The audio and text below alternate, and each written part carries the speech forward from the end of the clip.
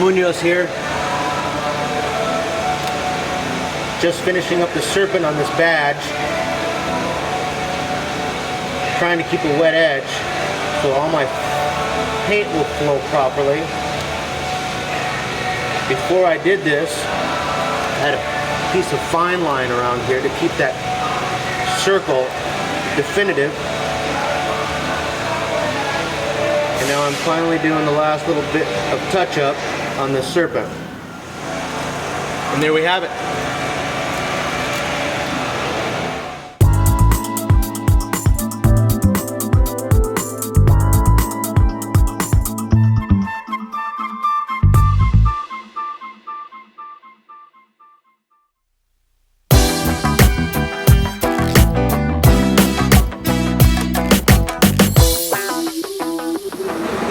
As always, I apologize for the noise, but here's our situation. We removed only what we wanted to on this floor. Normally our technique is that we would like to remove all the floor and drop in full replacement. But it was an incredibly hard thing to justify in this car's case because very little of it was damaged.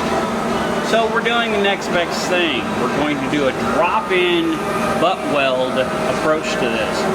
Now, this is obviously something I feel like anybody can handle if they have, the tooling for it and the ability to get under the car often. Okay, but you're going to have to be above and below the car a lot just to get this drop-in to fit.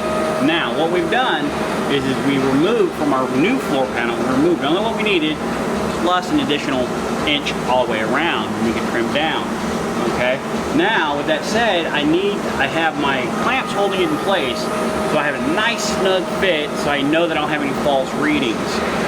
With that said, if you're going to do kind of an attempt to butt weld, so to speak, it is advantageous for you not to use Sharpies or big fat markers, but use a pencil, ideally a mechanical pencil, that you can get a very tight scribing to. If you got to scratch off something like that, that's even better. But again, when you're trying to attempt a butt weld, you need to make sure that everything is right where it's going to be in final fitment. And when you go to mark this, you want to make sure you're marking it, keeping that line tight against the metal you're butt welding to. If you don't, you're going to have big gaps, and though you can weld up gaps, it certainly doesn't make for a clean fitment of this weld going this way. Normally, when we do something like this, I prefer to have an overlap, and then we put the offset flanges to it to drop it in a square. But we're not going to do that in this case. We're going to do a full weld. It's easier to hide the overall job this way, and that's exactly what we're going to do. Now, we took off the jack point when we made all our repairs over here, and now it's welded back in. The reason it's welded in now is because it gives me an excellent reference point for my pan to rest on. Without that there, you really have no strong idea how far in you can put the pan in. There's a lot of trial and error in this. Remember, replacement pans aren't nearly as accurate or as exact as the originals, but they're pretty doggone close, so you can't complain too much. And also, keep in mind, you need to be aware of what year model you have if you're doing this on a GTV, for example, because there are variations in the floor pans, especially on the rear sections of it. So, when you're replacing these, don't assume that all of them are the same, because they're not. So now, what we're doing is we're going to finish marking out exactly where it needs to be. I'm going to reposition my clamp one more time and describe it again to make sure nothing has moved. And then that'll be it, and then it's ready to prep it for welding, which means we put our weld-through primer around our perimeter and clean all the metal that we plan on welding to, so we have nice, clean, contamination-free weld, and then we're ready. As always, excuse the noise. This is our piece that we're dropping in on the floor. This is the leading edge that we need to be able to plug weld. What this device does is it punches those holes for you.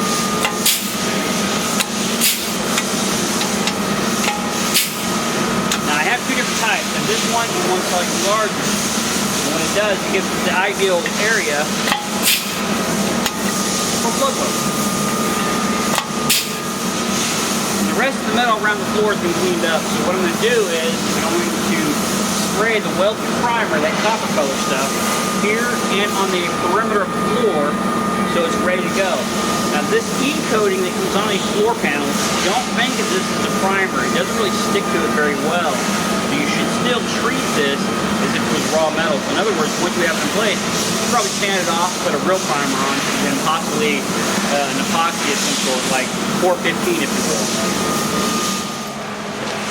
Alright, so now we're going to establish the perimeter. So I got my weld-through copper that we talked about many times now, and those are all plugged out. So all I do is just fill the plugs in with a good quality weld, and that'd be it. Now, here's the hook. I'm only going to start over here because I still want to be able to manipulate this metal a little bit for a tighter, snug fit. So you'll see me get these welds over here, and I'm going to stop right about there, and then I'll reposition this metal, meaning I'm going to shape it a little bit with hammer and dolly action to get a tighter fit up against the internal walls, against the jack point, and against the run. And that's really going to make a big difference in how this thing's going to overall finish. The tighter you can make this, the cleaner it'll look. The easier it is to create that has not been disturbed look out of it.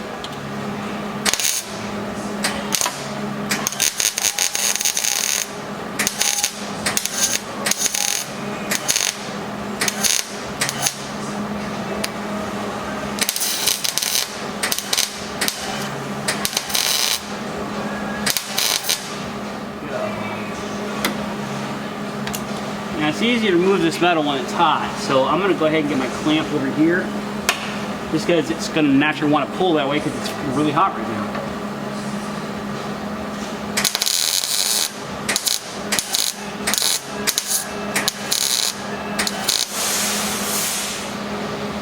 Okay, I'm going to get one more weld while I can. You see how that metal's now starting to drop down when I release the clamp?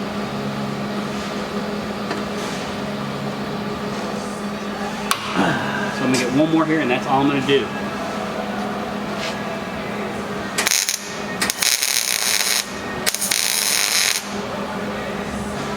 There. Now it's time to start shaping the metal. Okay, so I got my basic tack welds in place right now. Now, here's some basic physics in play for you. I don't want to use a massive hammer because more mass, more movement. I'm trying to gently manipulate everything into place.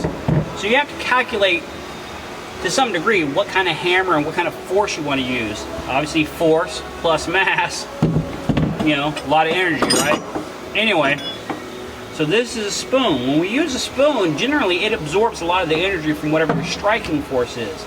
So in this case, I'm using a 16-ounce hammer and the spoon, which is going to soften the striking on the metal, and it's not going to distort up that way either. But I'll be able to manipulate this metal a little bit better. So this is one of those things where you're really happy you have a lift because you're going to have to go up and down a lot. And right now I'm trying to shape these style lines, or I should say these stamping lines, into place.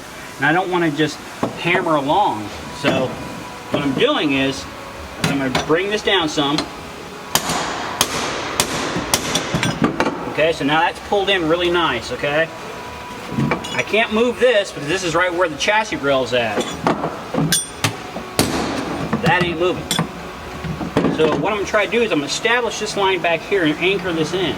I have a little bit of an overlap over here, and that's fine because I'm going to use a Sawzall and I'm going to completely separate this section, and it'll be a fine finish later.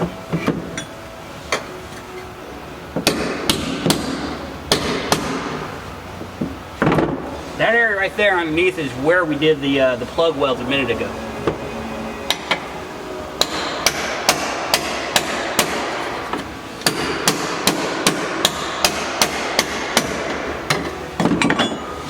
Now that line is starting to come into transition quite well.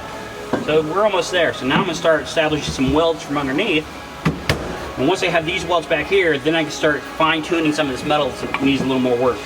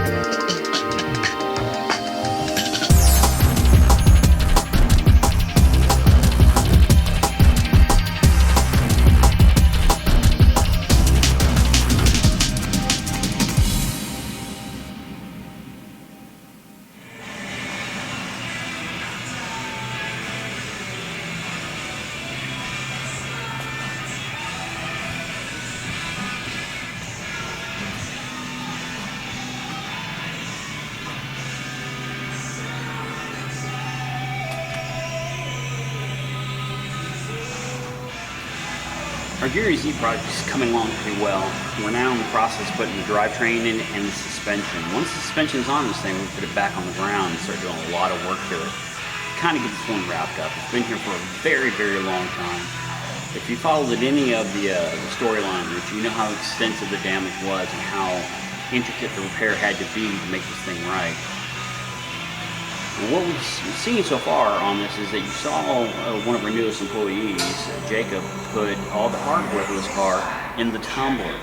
It's cleaning those, it's cleaning the threads without ruining anything. This is actually not even the way to do things. More important, the reason we prefer to do it this way is because the original hardware for these cars is still superior to just about anything you can buy today. None of the bolts are shorted, none of them are stretched, none of them are broken, so why not repurpose them? It's the best thing you can do.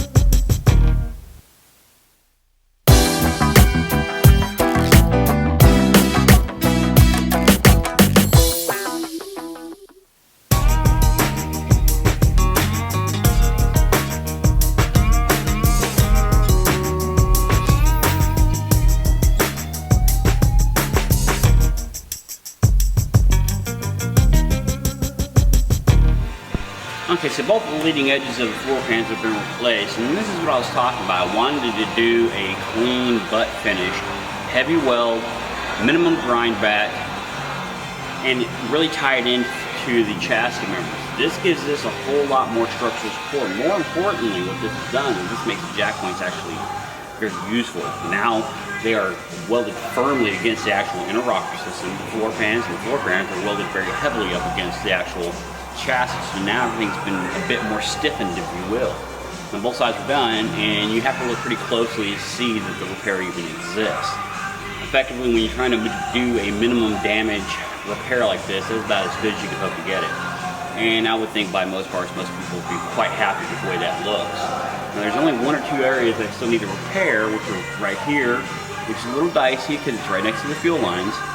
There's another small repair back here. Other than that, the floors are going to be effectively done in this car, and then you can get back on the road. Early next week, we're going to color in the repair from the damage to the bottom of the rocker, which is done. Okay, so this is the car that has the floor repairs, and this is that section that we had to recreate. And what we did is we stuck with protecting our style line and making that our killing point for our red paint. One thing about certain paint manufacturers, the reds tend to be very transparent, so you have to be very careful how you use them, because just by applying one layer over another, you can literally shift the color and give it a darker effect.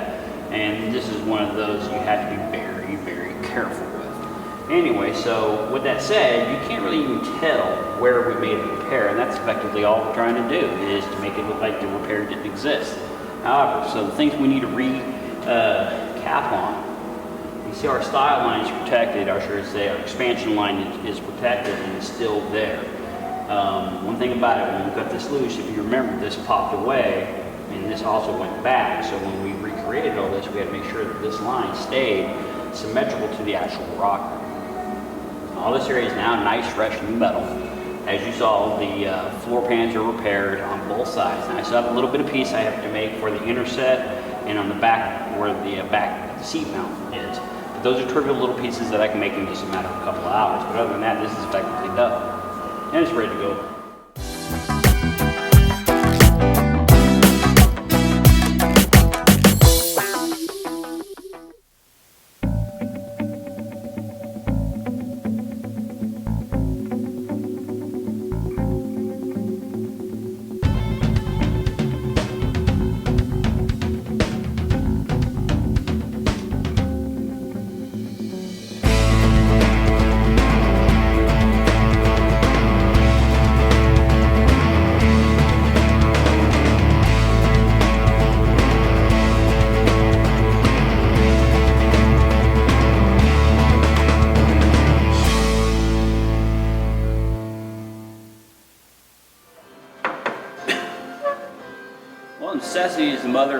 bitchin', isn't it?